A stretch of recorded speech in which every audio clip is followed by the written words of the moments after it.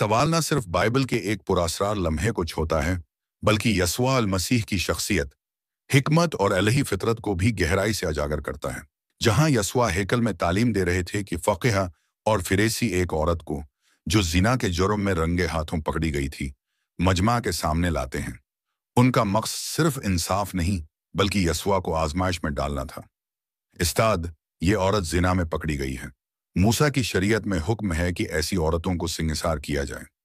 आप क्या कहते हैं? यह एक फ़रेब था।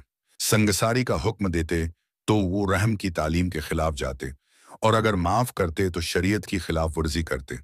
लेकिन यस्वा ने फ़ौरन जवाब देने के बजाय झुककर ज़मीन पर इंगली से कुछ लिखना शुरू किया। खामोशी, ये लम्हा एक गहरी रूहानी गूंज रखता है। यस्वा ने ज़मीन पर किया लिखा? तफसीरी इम्कानात की फहरिस्त। कई मुफसरीन का मानना है कि यस्वा ने उन फरीसियों के गुनाह ज़मीन पर लिखे, शायद चोरी, रियाकारी या ज़िना, और जब उन्होंने अपने गुनाह देखे तो शर्मंदगी से एक एक करके पीछे हट गए। जो तुम में बेगुनाह हो वो पहला पत्थर मारे। यूहन्ना 8:7। 2 यिर्मयाह 17:13 का हवाला।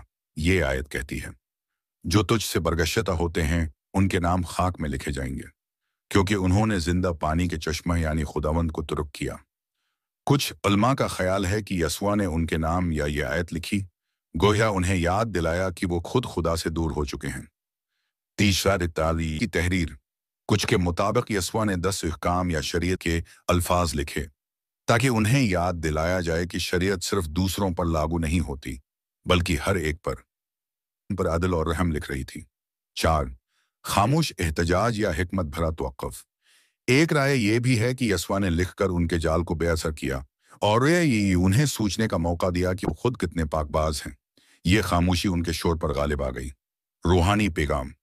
ये वाक़या सिर्फ एक औरत की माफ़ी की कहानी नहीं, इंसाफ, रहम और खुद एहतसाबी का आईना है।